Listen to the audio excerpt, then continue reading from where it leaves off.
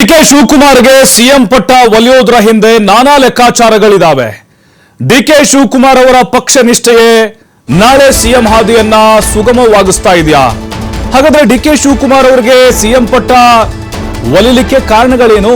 ಯಾವ ಲೆಕ್ಕಾಚಾರ ಹಾಕಿದೆ ಇಲ್ಲಿ ಹೈಕಮಾಂಡು? ನೋಡಿ, ಪಕ್ಷ ನಿಷ್ಠೆ ಅಂತ ಬಂದ್ರೆ ಡಿಕೆ ಶಿವಕುಮಾರ್ ಮುಂದೆ ನಿಲ್ತಾರೆ. ಗಾಂಧಿ ಕುಟುಂಬದ ವಿಶ್ವಾಸ ಅದು ಕೂಡ ಕಾರಣ. ಡಿಕೆ ಶಿವಕುಮಾರ್ ಅವರು ಹೈಕಮಾಂಡ್ ಜೊತೆ ಉತ್ತಮವಾದಂತಹ ಒಡನಾಟವನ್ನ ಹೊಂದಿದ್ದಾರೆ. ಅವ್ರು ಯಾವತ್ತೂ ಹೇಳ್ತಾ ಇದ್ರು, ಪಕ್ಷ ಕಾಂಗ್ರೆಸ್ ಪಕ್ಷ ನನ್ನ ತಾಯಿ ಇದ್ದಂಗೆ ಅಂತ ಹೇಳಿ. ಚುನಾವಣೆ ವೇಳೆ ತಾನು ಹೇಳಿದಂತೆ ಮೆಜಾರಿಟಿಯಲ್ಲಿ ಕಾಂಗ್ರೆಸ್ ಗೆತ್ತು. ನೋಡಿ, 136 ಅಕ್ಯುರೇಟ್ ಆಗಿ ಡಿಕೆ ಶಿವಕುಮಾರ್ ಹೇಳಿದ್ರು, ಅಷ್ಟೇ ಗೆದ್ದಿದ್ರು, ಅಷ್ಟೇ ಗೆಲ್ತು ಕಾಂಗ್ರೆಸ್ 2023ರಲ್ಲಿ. ಆಮೇಲೆ ಹಂಚಿಕೆ ಒಪ್ಪಂದ ಆಯಿತು ಆರಂಭದಲ್ಲಿ, 2.5 ವರ್ಷ ಅಂತ ಹೇಳಿ. ಡಿಕೆ ಶಿವಕುಮಾರ್ ಆ ಸಮಯ ಯಾವಾಗ ಹತ್ರ ಬರಕ್ ಶುರುವಾಯಿತು, ಆಗ ಒತ್ತಡವನ್ನು ಹಾಕ್ಲಿಕ್ಕೆ ಶುರು ಮಾಡಿದ್ರು. ಸೋನಿಯಾ, ಪ್ರಿಯಾಂಕಾ ಗಾಂಧಿ ಒಪ್ಪಿದ್ರು ಕೂಡ ರಾಹುಲ್ ಗಾಂಧಿ ಒಪ್ಪಿರಲಿಲ್ಲ. ಬಟ್ ಡಿಕೆ ಶಿವಕುಮಾರ್ ಅವರೆಲ್ಲರ ವಿಶ್ವಾಸವನ್ನ ಗಳಿಸಿದ್ರು. ಎಲ್ಲೊಂದ್ ಕಡೆ ಸಿಂಪತಿ ಅವ್ರ ಮೇಲೆ ಬರುವಂತೆ ಮಾಡಿದ್ರು ಅವರು. ಅಲ್ಲಿವರೆಗೂ ಬಹಿರಂಗವಾಗಿ ಎಲ್ಲೂ ಕೂಡ ನನಗೆ ಕುರ್ಚಿ ಬೇಕೇ ಬೇಕು ಒಂದು ಹಠಮಾರಿತನದ ಧೋರಣೆ ಇರಲಿಲ್ಲ. ಅವ್ರಿಗೆ ತಾಳ್ಮೆಯಿಂದ ವರ್ತಿಸ್ತಾ ಇದ್ರು. ಪಕ್ಷ ಕೊಟ್ಟಂತ ಜವಾಬ್ದಾರಿಯನ್ನ ನಿಭಾಯಿಸಿದ್ರು.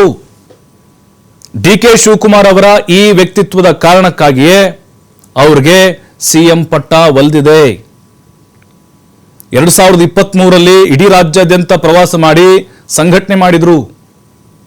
ಆರಂಭದಲ್ಲಿ ಒಪ್ಪಂದ ಆಗಿತ್ತು, ಆದರೆ ಎಲ್ಲೂ ಕೂಡ ಬಹಿರಂಗವಾಗಿ ಅವರು ಹೇಳಿಕೊಂಡಿರಲಿಲ್ಲ.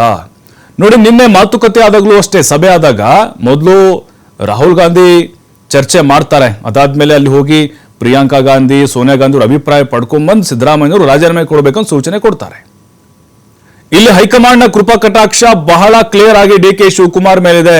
ವೇಣುಗೋಪಾಲು, ಸುರ್ಜೇವಾಲಾ, ಖರ್ಗೆ ಮತ್ತೆ ಗಾಂಧಿ ಇಡೀ ಕುಟುಂಬ ಅವರ ಒಂದು ಬೆಂಬಲದಿಂದಾಗಿನೇ ಡಿಕೆ ಶಿವಕುಮಾರ್ ಇಂದು ಸಿಎಂ ಆಗ್ತಾ ಇದ್ದಾರೆ ಅಂತಂದ್ರೆ ಕಾರಣಗಳೆಲ್ಲವೂ ಕೂಡ ಅವ್ರಿಗೆ ಶಾಸಕರ ಬೆಂಬಲ ಅದು ಮುಂದೆ ಗೊತ್ತಾಗುತ್ತೆ ನಮಗೆ. 50 ಇದಾರೋ, 60 ಇದಾರೋ, 100 ಇದಾರೋ ಅಥವಾ 30 ಇದಾರೋ. ಬಟ್ ಹೈಕಮಾಂಡ್ ಅವರ ಕೃಪಾ ಕಟಾಕ್ಷದಿಂದಾಗಿ ಡಿಕೆ ಶಿವಕುಮಾರ್ ಅವ್ರಿಗೆ ಈ ಸಿಎಂ ಪಟ್ಟ ಒಲ್ದಿದೆ. ಏನೇ ಹೇಳಿದ್ರು ಕೂಡ ಚಾಚು ತಪ್ಪದೆ ಮಾಡ್ತಾ ಇದ್ರು ಡಿಕೆ ಶಿವಕುಮಾರ್. ಆಮೇಲೆ ಗಾಂಧಿ ಕುಟುಂಬಕ್ಕೆ ನಿಷ್ಠರಾಗಿದ್ರು ಅವರು. ಯಾವತ್ತೂ ಕೂಡ ಹೈಕಮಾಂಡ್ ವಿರುದ್ಧ ಬಹಿರಂಗವಾಗಿನೇ ಹೇಳಿಕೆಗಳನ್ನ ಕೊಡ್ತಾರೆ.